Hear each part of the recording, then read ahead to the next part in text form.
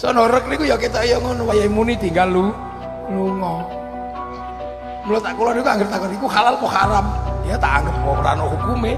Sangat membingungkan terhadap umat. Jadi seolah-olah oh ini menasihati Majelis Ulama Indonesia. Siapa dia? Seolah-olah oh dia di atasnya ulama. Dia ngerti hukum, dia ngerti pakar di dalam segala bidang keagamaan. Ya inilah saya katakan gegabah sehingga terjadilah pro dan kontra. Di kiai kami di NU, Yai Muafik juga beda pandangan dengan MUI. Berarti kan ini bermasalah fatwa ini. Padahal yang namanya fatwa itu harus diikuti oleh umatnya. Tapi ketika itu menimbulkan pro kontra, maka ulama yang ada yang memberikan fatwa itu bisa dipertanyakan tentang dia baca Al-Quran dan fasih dan lain sebagainya. Itu tidak pahami dulu orang awam bahwasanya jangan sembarangan minta fatwa, jangan mentang-mentang karena viral, karena kemudian punya pentas, bisa menguasai mic dan jamaah lalu dimintai fatwa. Hati-hati, jangan, maka fatwanya akan tersesat. Ketika itu dipaksakan, semuanya akan berdosa seluruh negeri ini, dan ketika tidak ada yang menyuarakan, semuanya akan berdosa.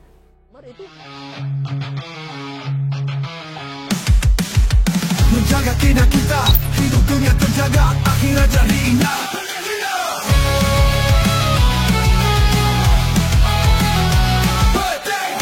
Penting akidah kita, hidup dunia terjaga, akhirat jadi indah.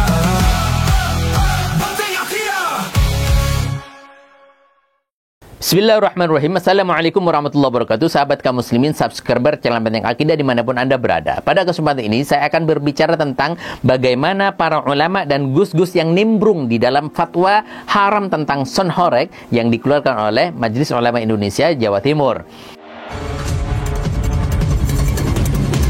Keberadaan sonhorek itu lebih banyak madorotnya daripada manfaatnya. Sehingga ada kesimpulan bahwa hal tersebut haram secara syariat karena memang banyak unsur madorotnya tersebut. Saat ini saya akan berbicara tentang bagaimana fatwa itu sebenarnya keluar di dalam hukum Islam.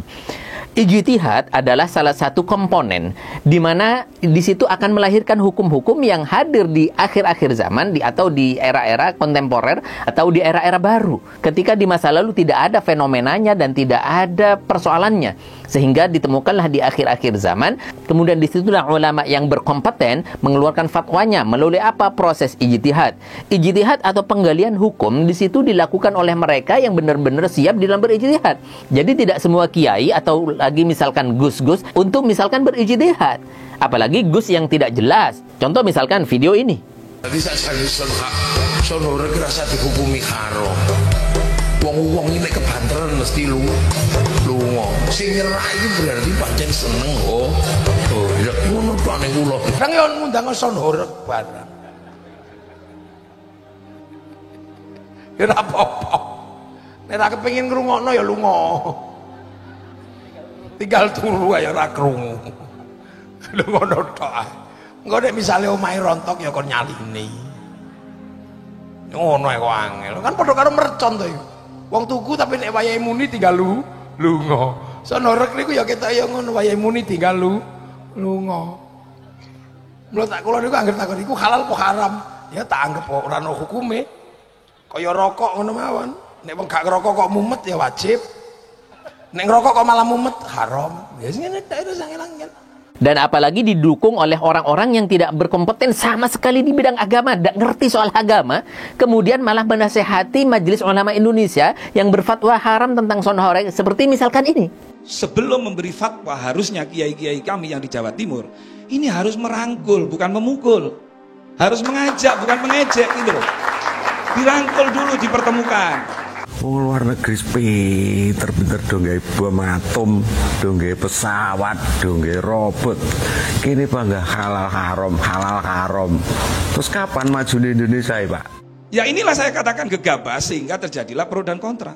Di kiai kami di NU, Yai Muafik juga beda pandangan dengan MUI. Berarti kan ini bermasalah fatwa ini. Padahal yang namanya fatwa itu harus diikuti oleh umatnya.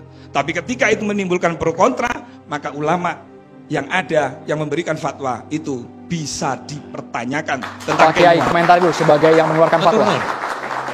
Ketika seorang ulama memberikan fatwa haram, ini berdampak loh pada keluarganya, berdampak pada anak-anaknya yang sekolah, Ini adalah fenomena akhir zaman yang sangat membingungkan terhadap umat. Jadi seolah-olah, oh ini menasihati Majelis Ulama Indonesia. Siapa dia? Seolah-olah, oh dia di atasnya ulama. Dia ngerti hukum, dia ngerti pakar di dalam segala bidang keagamaan.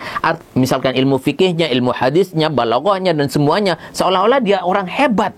Ini di mata orang awam. Maka dalam kesempatan ini, supaya orang awam tidak kebingungan di dalam menentukan sikap, saya akan sampaikan dalam kesempatan ini. Jadi, berfatwa sampai mengeluarkan hukum yang 5, wajib, haram, makruh, sunnah, mubah, dan sebagainya, ini butuh kompetensi. Tidak semua gus, kemudian dilabeli ulama, kemudian dilabeli ahli agama, tidak. Apalagi hanya diorbitkan karena viral, dia berbicara dongeng, melucu, melawak, dipentas, lalu disemaikan predikat ulama. Tidak, itu sangat naif, itu sangat dangkal, itu sangat dasar. Jadi semuanya harus diluruskan. Begini, berijtihad itu kategori ulama yang harus kita luruskan hari ini. Misalkan dia bisa berbahasa Arab dengan komponen-komponennya. Misalkan nahu, sorof, badi, mantik, bayan. Dan di situ dinamakan dengan ilmu gramatika Arab, balaghah, dan lain sebagainya. Itu satu saja bisa menguasai bahasa Arab, dan itu bisa menguasai bahasa kitab, dan bisa menelaah Al-Quran dan hadis. Bagaimana ilmu Al-Qurannya, bagaimana menguasai hadisnya, bagaimana mengetahui konsensus ulama yang disebut dengan ijma', bagaimana dengan usul fikihnya, bagaimana mengetahui analogi hukumnya yang disebut dengan qiyas, bagaimana akidahnya lurus apa tidak, bagaimana amanahnya, bagaimana waroknya. Misalkan seperti Gus ini biasa mengatakan Rasulullah SAW rembes, ingusan dan lain sebagainya. Cilik ane nabi sawan nang rirangon wedhus. Nek kira-kira ning kono jambu, mesti dia jolong jambu barang kira-kira ngono wong iya kira-kira. Biasa mawon lae. Cilikane rembes wong melu mbah gitu. Lho bocah niku nek melu mbah iku mesti ora pati kaurus ning dindi. A few moments later. Untuk seluruh kaum muslimin di Indonesia, apabila kalimat ini dianggap terlalu lancang, saya mohon maaf yang sebesar-besarnya. Tidak ada maksud menghina.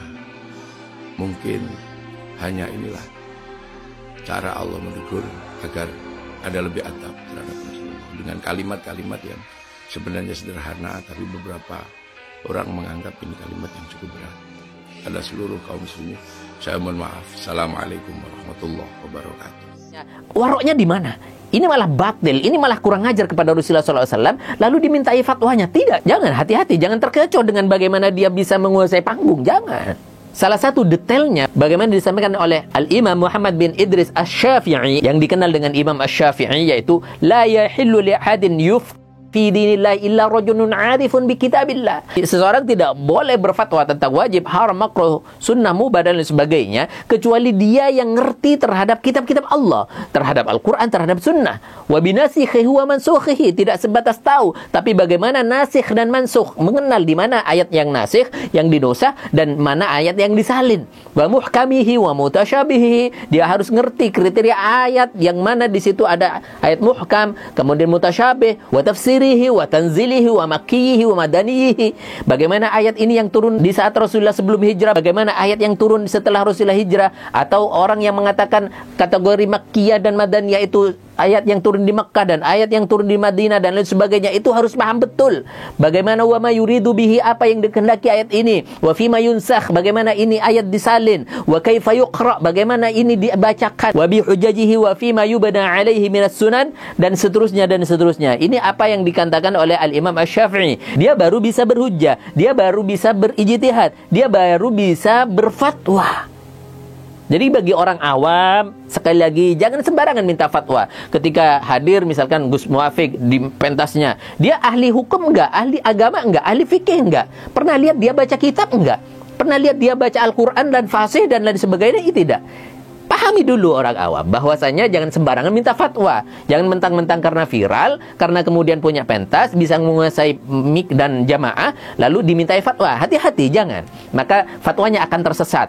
Ketika itu dipaksakan, semuanya akan berdosa seluruh negeri ini. Dan ketika tidak ada yang menyuarakan, semuanya akan berdosa. Inna lillahi wa inna ilaihi raji'un. Maka dari itu harus kita jaga betul-betul kepekaan kepekaan dalam beragama kita, kepekaan di dalam menjaga akidah kita, supaya kita tidak terombang-ambing dan ajaran agama Islam ini tetap kekal dan langgeng selamanya, dan anak cucu kita tidak kebingungan dengan hal ini. Maka yang paling penting adalah jaga anak-anak kita, mondokkan dia, berikan dia pemahaman agama dan jalannya. Kemudian setelah itu orang tua tidak punya tanggung jawab terhadapnya, terutama di hadapan Allah Subhanahu wa taala. Semoga bermanfaat dan semoga bisa menginspirasi bagaimana ke depannya dan bisa menjaga betul iman kita lebih kuat lagi bersama Benteng Akidah. Assalamualaikum warahmatullahi wabarakatuh. Assalamualaikum warahmatullahi wabarakatuh. Waalaikumsalam. Ini kita sedang meninjau lokasi, di mana lokasi ini akan dibuat satu tempat pendidikan untuk tahfidz hadis. Tapi kita prioritaskan di sini sebagai darul aitam, yaitu untuk rumah yatim prioritasnya, dan juga du'afa. Di mana kita pada saat ini sangat butuh terhadap kepemimpinan muslim yang didedikasikan sebagai seorang pejuang. Artinya dia betul-betul kuat memegang agamanya dan keimanannya.